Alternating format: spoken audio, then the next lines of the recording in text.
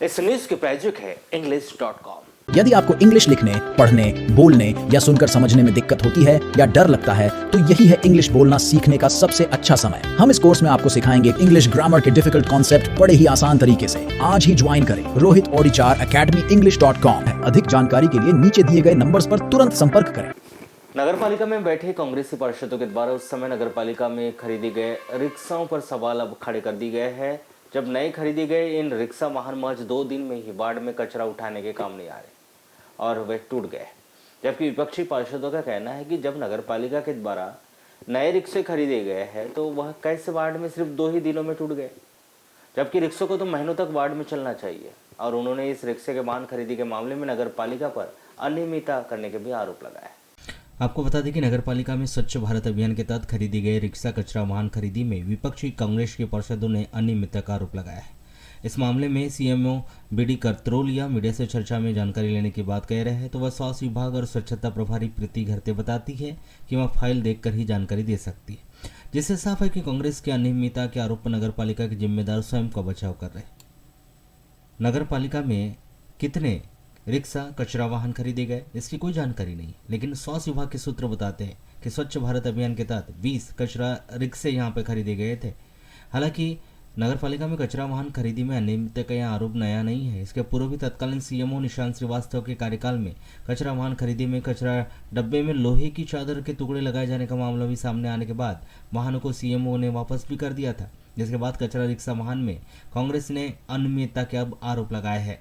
Ward क्रमांक 7-8 में दिए गए कचरा रिक्शा वाहन के 2 दिनों में ही खराब हो जाने पर कांग्रेसी पार्षदों ने बुधवार को शाम 5 बजे पत्रकारों को बुलाकर इसकी जानकारी दी।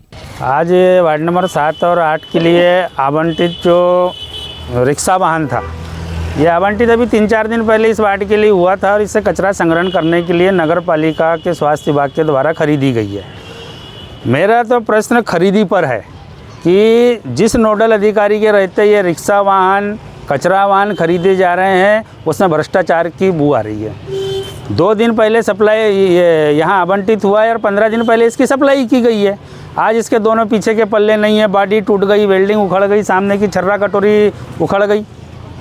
तो मतलब ये तो भ्रष्टाचारी है ना कि 1 महीना कोई रिक्शा वाहन नहीं चल रहा है और उसमें समस्या आ गई।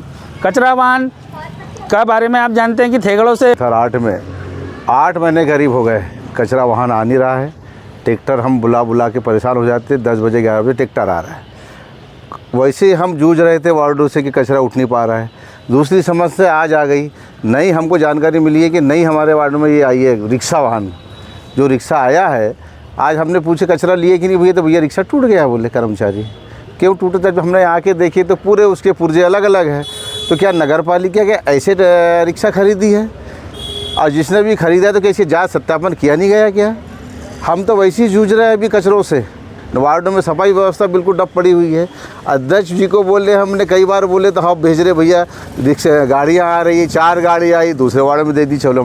जब हमारे द्वारा संबंधित अधिकारियों से चर्चा की गई कि रिक्शा वाहन की कीमत जाननी चाहिए गई तो उनने द्वारा फाइल में देखने की बात कहकर यह जानकारी नहीं दी गई।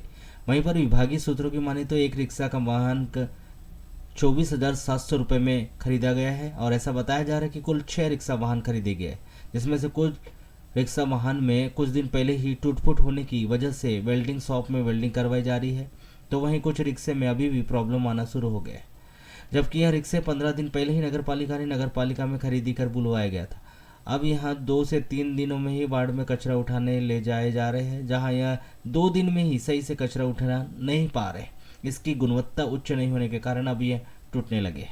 जब इस विषय पर हमारे द्वारा सीएमओ बीडी करत्रोलिया से दूरभाष पर चर्चा की गई तो उनके द्वारा बताया गया कि उन्हें इस संबंध में कोई जानकारी नहीं है। जो जानकारी उनके द्वारा उनको दी गई है उस मामले में संज्ञान लेते हुए जानकारी लेंगे।